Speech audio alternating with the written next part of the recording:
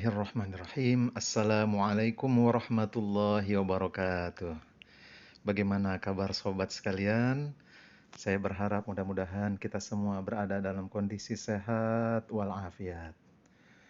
Bertemu lagi dengan Lasmardi. Insya Allah saya akan membacakan buletin dari Khairu Ummah, ditulis oleh Ustadz kita Dr. Andes Haji Ahmad Yani, yang berjudul Keutamaan Zikir. Bismillahirrahmanirrahim. Ketika Allah Subhanahu wa taala memerintah sesuatu kepada kita, pasti ada manfaat atau kebaikan yang akan kita peroleh, baik kita sadari atau tidak. Salah satu perintah Allah Subhanahu wa taala kepada kita adalah berzikir kepadanya. Zikir dilakukan dengan hati sehingga kita selalu merasa dekat kepadanya. Berzikir dengan lisan sehingga kita selalu menyebut namanya saat hendak melakukan sesuatu atau sesudahnya, dan mengucapkan kalimat zikir dalam berbagai kesempatan. Serta zikir dengan amal, dalam arti melakukan sesuatu dalam kerangka ingat kepada Allah Subhanahu wa taala sehingga tidak menyimpang dari ketentuan-ketentuannya. Untuk meyakinkan kita tentang betapa pentingnya berzikir itu, Rasulullah Shallallahu Alaihi Wasallam bersabda, yang artinya barang siapa di antara kalian yang tidak mampu atau merasa berat untuk menjalani malam hari, bakhil dengan harta untuk menyedekahkannya, dan merasa takut untuk berjihad melawan musuh, maka perbanyaklah berzikir kepada Allah. Demikian hadis riwayat Tabrani dan Bazzar.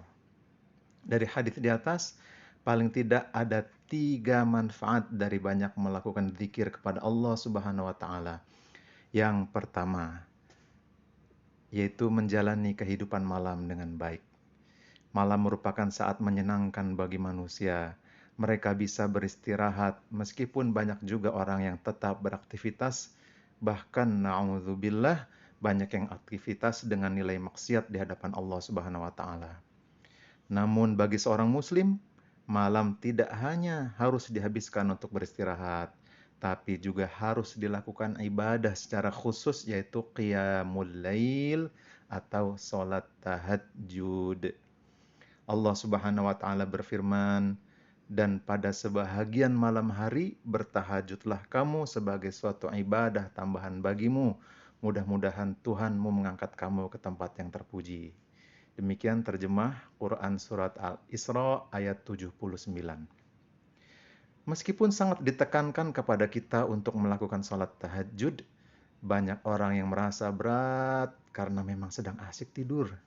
Apalagi bila tidurnya sudah larut malam, bahkan sudah terbangun tapi tetap saja tidak bangkit dari tempat tidur, tapi malah tidur lagi hingga subuh pun terlewatkan.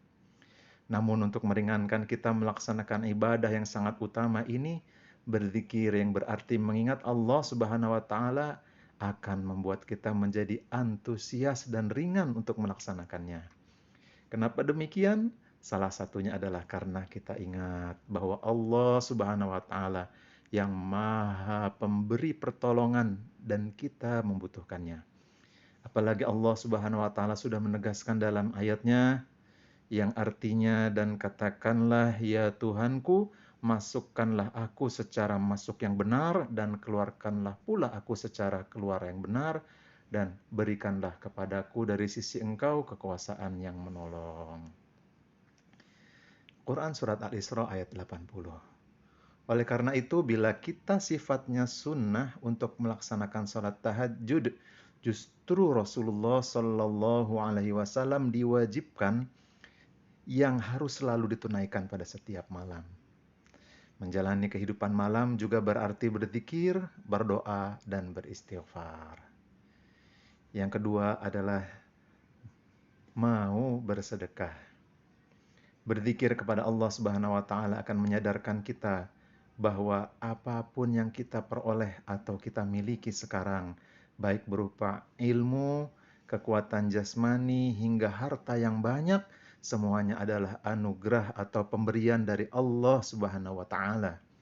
Bahkan sekalipun kita berusaha dengan sesungguh hati dan sekuat tenaga, ternyata banyak orang yang terlibat di dalamnya sehingga kita memperolehnya tidak sendirian. Ini seharusnya membuat kita merasa tidak pantas berlaku bakhil atau kikir.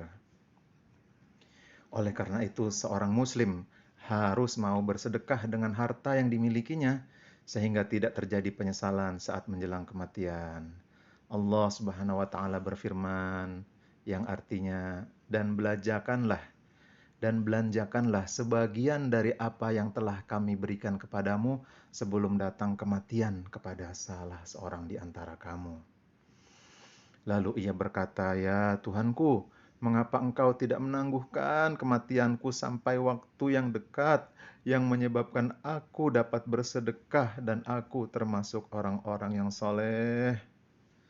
Dan Allah sekali-kali tidak akan menangguhkan kematian seseorang apabila datang waktu kematiannya. Dan Allah Maha mengetahui apa yang kamu kerjakan. Demikian terjemah Quran Surat Al-Munafiqun ayat 10-11. Untuk memudahkan kita berinfak agar tidak bakhil, kuncinya adalah dengan mengingat Allah Subhanahu wa Ta'ala. Bila tidak, hanya akan terjadi kerugian di dunia maupun di akhirat. Allah Subhanahu wa Ta'ala berfirman, yang artinya, "Wahai orang-orang yang beriman, janganlah harta-hartamu dan anak-anakmu melalaikan kamu dari mengingat Allah. Barang siapa yang membuat demikian, maka mereka itulah orang-orang yang rugi." Demikian terjemah Quran Surat Al-Munafiqun ayat 9. Yang ketiga, keuntungan dari berzikir adalah berani melawan musuh. Permusuhan terhadap kaum muslimin sepanjang sejarah seringkali tidak bisa dielakkan. Karena itu, bila terjadi bentuk-bentuk permusuhan, termasuk peperangan secara fisik, kaum muslimin harus menunjukkan sifat syaja'ah atau berani dalam menghadapi musuh. Manakala seorang muslim takut dalam menghadapi musuh-musuhnya, maka kerugian yang tiada terkira akan dialaminya. Paling tidak ada dua kerugian orang yang takut kepada musuh-musuh Allah Subhanahu wa Ta'ala. Pertama, kehidupannya di dunia akan berada di bawah kendali musuh-musuhnya, sehingga ia harus tunduk kepada kehendak sang musuh itu meskipun ia sebenarnya tidak menyukainya. Kondisi ini akan membuat manusia yang mengaku muslim ini akan menjadi seperti kerbau yang dicocok hidungnya, lalu ia harus berjalan kemana talinya ditarik. Bahkan bisa jadi hal ini bukan membuat sang musuh menjadi senang, tapi malah semakin sewenang-wenang, karena ia yakin tidak akan mendapat perlawanan. Secara psikologis, hal ini akan membuat seorang muslim merasa begitu lemah dan musuhnya dianggap begitu kuat, dan pada akhirnya seorang muslim akan menjadi minder dalam menjalani kehidupan yang sesuai dengan ajaran Islam. Singkat kata, dalam kehidupan di dunia ini, orang yang takut kepada musuh-musuhnya tidak akan memiliki harga diri, martabatnya menjadi begitu hina dan rendah. Yang kedua, akan memperoleh murka dari Allah Subhanahu wa Ta'ala dalam kehidupannya di akhirat kelak. Hal ini karena Allah Subhanahu wa Ta'ala menghendaki agar kaum muslimin menunjukkan keberaniannya dalam menghadapi musuh-musuh Islam dan kaum muslimin.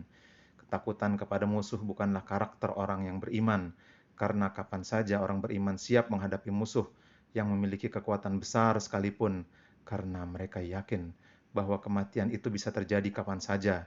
Tak ada takut kepada kematian, tapi yang takut kepada musuh dan kematian adalah orang-orang yang munafik. Allah Subhanahu wa Ta'ala menegaskan soal ini yang terdapat dalam firman-Nya, "Tidakkah kamu perhatikan orang-orang yang dikatakan kepada mereka, tahanlah tanganmu dari berperang, dirikanlah salat dan tunaikanlah zakat. Setelah diwajibkan kepada mereka berperang, tiba-tiba sebagian dari mereka, yaitu golongan munafik, takut kepada manusia atau musuh, seperti takutnya kepada Allah. Bahkan lebih sangat dari itu takutnya. Mereka berkata, 'Ya Tuhan kami, mengapa Engkau wajibkan berperang kepada kami? Mengapa tidak Engkau tangguhkan kewajiban berperang kepada kami beberapa waktu lagi?' Katakanlah, kesenangan di dunia ini hanya sebentar, dan akhirat itu lebih baik untuk orang-orang yang bertakwa, dan kamu tidak akan dianiaya sedikit pun. Di mana saja kamu berada, Kematian akan mendapatkan kamu, kendati pun kamu di dalam benteng yang tinggi lagi kokoh. Demikian terjemah Quran Surat An-Nisa ayat 77-78. Agar seorang muslim tidak takut dalam menghadapi musuh-musuhnya, maka zikir kepada Allah Subhanahu wa taala harus kita lakukan. Hal ini karena bila kita sudah berzikir, apalagi mengucapkan Allahu Akbar, maka kita menyadari bahwa Allah Subhanahu wa taala yang besar, sedangkan yang lain kecil sehingga tidak perlu kita takuti. Bila keberanian seperti ini sudah kita miliki, maka musuh sehebat, sekuat, dan sebanyak apapun jumlahnya akan kita hadapi dengan penuh keberanian dan kita bisa mengalahkannya. Yang keempat adalah dilancarkan rezekinya.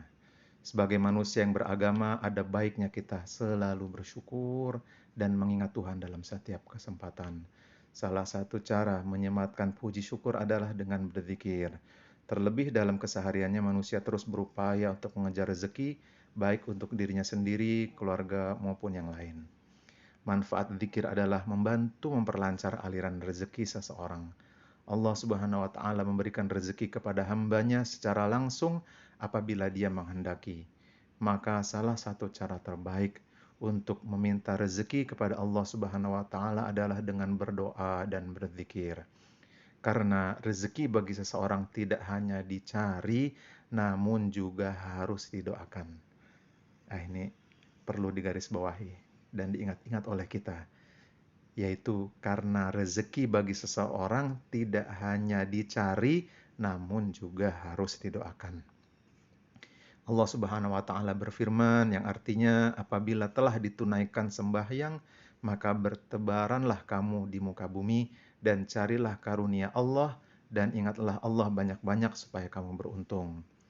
Demikian terjemah Quran Surat Al-Jumu'ah ayat 10. Dengan demikian, zikir harus kita lakukan sebanyak mungkin. Bahkan inilah satu-satunya